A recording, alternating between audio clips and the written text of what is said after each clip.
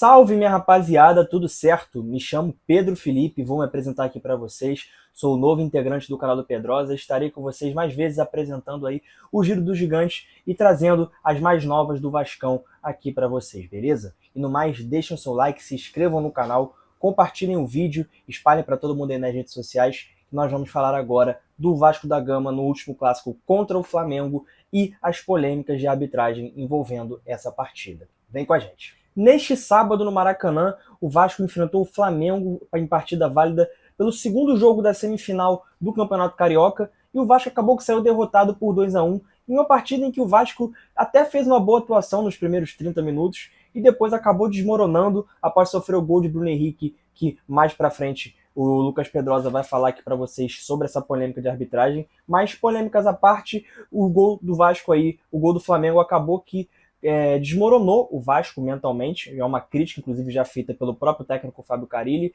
de que o Vasco, quando sofre um gol, seja de qualquer adversário, o Vasco parece que entra numa pane mental e o time desmorona completamente. E foi o que aconteceu, e o Vasco no segundo tempo acabou tomando o gol do Luiz Araújo e saiu derrotado e está eliminado do Campeonato Carioca. Agora o Vasco vai se preparar para enfrentar o Santos pelo Campeonato Brasileiro na primeira rodada, no dia 30 de março, jogo em São Januário. E o nosso Lucas Pedrosa analisou a partida, falou sobre a atuação do Vasco aí nesses 90 minutos diante do Flamengo no Maracanã e trouxe um pouco do que foi a equipe e do que está sendo a equipe do técnico Fábio Carille nessa temporada. Confira aí as aspas do nosso Lucas Pedrosa. Fala pra mim o que você achou do Vasco. Pô, Fernando, o Vasco fez 30 minutos competitivos, só que o problema do Vasco justamente no campo e bola é que o Vasco só joga um tempo. Joga 45, aí um dia joga 40, outro dia joga 35, jogou 25 lá contra o Flamengo. Isso é o que mais me impressiona, sabia? Porque no segundo tempo parece que o Vasco desaprende a jogar. Tudo bem que teve uma situação de arbitragem que acaba condicionando o jogo, mas a equipe do Vasco não tá dando essa amostra nesse jogo contra o Flamengo. Tá dando essa amostra no jogo contra o Botafogo, tá dando essa amostra no jogo contra o Fluminense, que fez um gol no primeiro minuto e depois parou de jogar, tá dando essa amostra no jogo contra o próprio Flamengo na Taça Guanabara. Então assim, a equipe do Vasco hoje é irregular. O Fábio Carille tem culpa nisso, pela intensidade da equipe que não consegue ser a mesma. Eu acho que ele foi muito mal nas substituições no segundo tempo, principalmente quando ele tem um Jair no banco e ele opta por colocar o Cocão na vaga do Paulinho e não o Jair. O Vasco fica com um time muito mais engessado jogando com o Hugo Moura e o Cocão. O Jair no jogo contra o Flamengo na primeira partida fez uma partidaça. E do nada ele é simplesmente a quarta opção do banco de reservas. Pra mim não faz sentido algum. Tudo bem que a diretoria demorou a dar esses reforços pra ele. É muito cruel ficar cobrando só do Carille aqui. Eu sou contra esse negócio de queimação de técnico no Campeonato Carioca. Eu falei aqui pra vocês. Eu não vou demitir treinador, obviamente, na minha cabeça, por conta de Campeonato Carioca. Quem em sã consciência esperava que o Vasco fosse passar do Flamengo? Ninguém, vamos ser honestos. A não ser no coração do torcedor, que obviamente sempre vai acreditar, mas análise, campo e bola, ninguém imaginava que o Vasco ia passar do Flamengo. Cair para o Flamengo seria algo normal para qualquer equipe, infelizmente, do futebol brasileiro. Qualquer uma, qualquer uma. E não vai ser o Vasco, com tudo isso que eu falei em formulação de elenco, que eu vou ficar aqui criando uma crise e tudo mais. A crise do Vasco, ela vem nos últimos 20 anos. O Pedrinho tem uma missão de vender o Vasco da Gama. O Pedrinho tem uma missão de seguir na reforma de São Januário e ele tem uma missão de sempre estar se comunicando com o torcedor. Agora, dentro de campo, o Fábio Carille precisa responder, porque daqui a 20 dias começa o Campeonato Brasileiro, o Vasco já enfrenta o Santos dentro de São Januário e essa equipe precisa parar de jogar só 45 minutos. Ela tem que ser constante, ela tem que jogar 90 ou pelo menos 80 e conseguir segurar o resultado. O Vasco é uma equipe muito frágil mentalmente, como o Vene aqui trouxe, e é muito frágil também taticamente, porque toma um gol, parece que o jogo acaba. Isso não existe.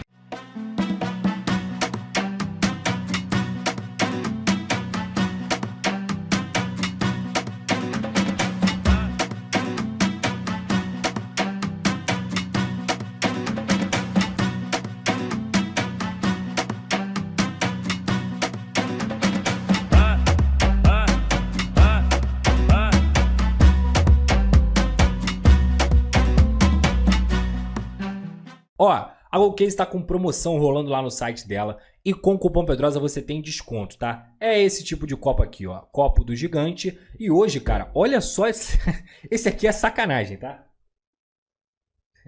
Sabe qual é o nome desse copo aqui? É o Verrete, filho. Olha o tamanho dele, doidão. Olha esse copo, mano, térmico. Aí, ó, com tampinha. Você abre aqui, ó, bebe água aqui de boa. É coisa linda, na GoCase, personalizado, tá? Com a resposta histórica. E a GoCase, cara,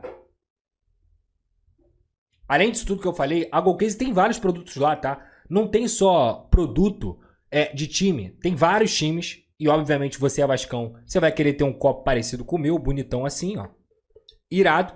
Mas também tem produtos normais, tem marmiteira, tem mochila, tem mala, tem tudo. A Golcase é uma marca completa, licenciada do Vasco da Gama. E com o cupom Pedrosa, você tem a oportunidade de garantir o desconto também. Clica no link da descrição ou também no QR Code que está aqui na sua tela e que fica passando aqui no canal do Pedrosa, Golcase. Lembrando, você me ajuda, ajuda o Vasco e ajuda a Golcase também, utilizando o cupom Pedrosa, beleza? E além disso, claro, a nossa grande parceira KTO. Um beijo pra KTO, tamo junto. Só clicar aqui na tela, aqui no QR Code, para você fazer seu jogo, sempre com muita responsabilidade. É proibido para menores de 18 anos e não é para jogar o que você não tem, pelo amor de Deus. Não vai jogar a conta de luz, não vai jogar, é para brincar, para você se divertir, é dinheiro sobrando. Se você tiver um dinheiro sobrando e quiser fazer uma brincadeira, vá lá na KTO e utilize também o cupom Pedrosa lá na KTO, beleza? E a partida também foi marcada por erros de arbitragem polêmicas que marcaram o jogo.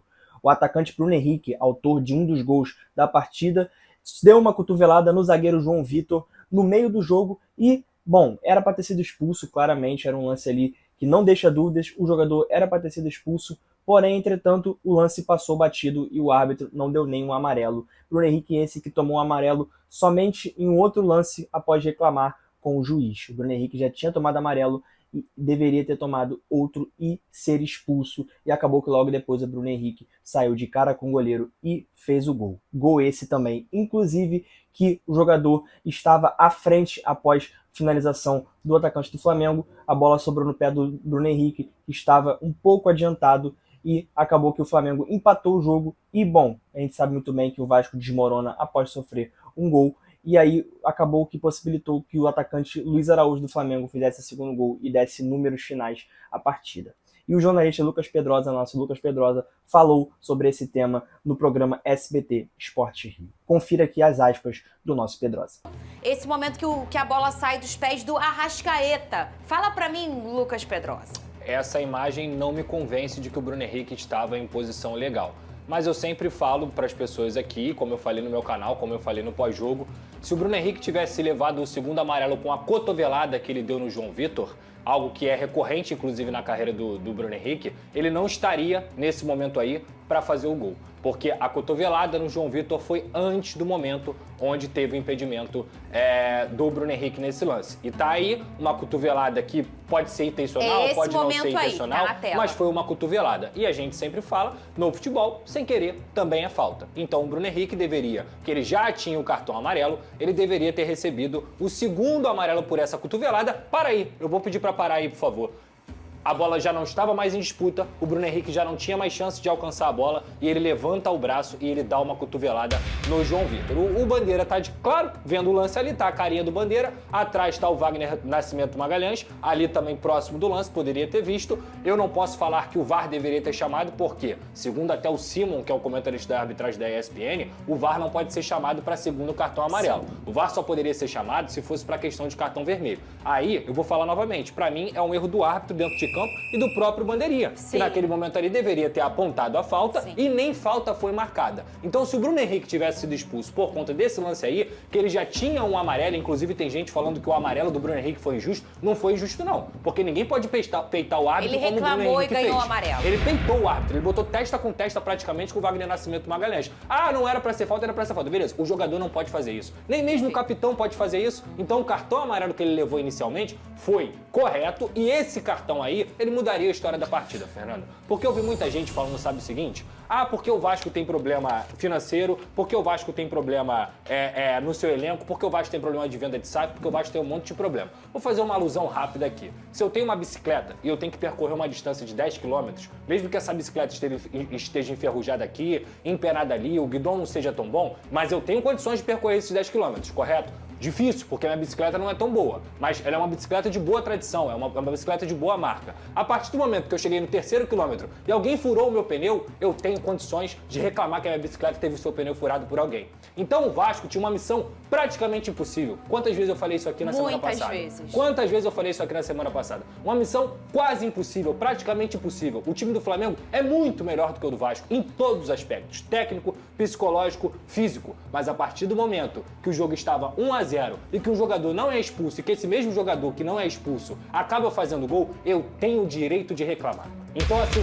independentemente dos problemas do Vasco, que só o vascaíno, mais do que qualquer outra pessoa, sabe dos problemas do Vasco e fica puto com os problemas do Vasco, desculpa a palavra, independentemente disso, o Vasco foi prejudicado na partida contra o Flamengo. Ah, Pedrosa, isso é garantia que o Vasco ia passar? Não. O Flamengo foi lá na Neoquímica Arena e teve -1 com o Bruno Henrique sendo expulso e conseguiu fazer um jogo brilhante diante do Corinthians e conseguiu a classificação. Não era garantia de nada, mas a partir do momento que você não tem um jogador expulso e esse jogador é decisivo dentro da partida, na minha humilde visão, isso interferiu no resultado e isso interferiu no andamento da partida. Isso, obviamente, quando a gente for falar de campo e bola, não exclui o fato de que o Vasco não jogou nada no segundo tempo e que o Flamengo engoliu o Vasco, que era o normal. Ninguém imaginava que o Vasco ia passar do Flamengo na semifinal. O Flamengo é um time que tem 16 jogadores convocáveis. É o melhor time do Brasil disparadamente, em elenco e em time. Mas a partir do momento que a arbitragem, na minha humilde visão, acaba interferindo dentro do resultado, as chances da bicicleta chegar lá no 10º quilômetro, elas são zeradas. E no mais é isso, eu vou ficando por aqui. Compartilhem esse vídeo, curtam, deixem seus comentários, mandem esse vídeo para os seus amigos nas redes sociais e também não se esqueçam de seguir o canal do Pedrosa no Instagram, @canal do Pedrosa, tem vídeo e conteúdo diário sempre por lá, estamos trazendo cortes, trechos de vídeos, notícias, noticiário, sempre aí muito importante, bombando muito, enfim, sigam lá, prestigiem e compartilhem sempre, beleza? E eu vou ficando por aqui, tamo junto e um forte abraço.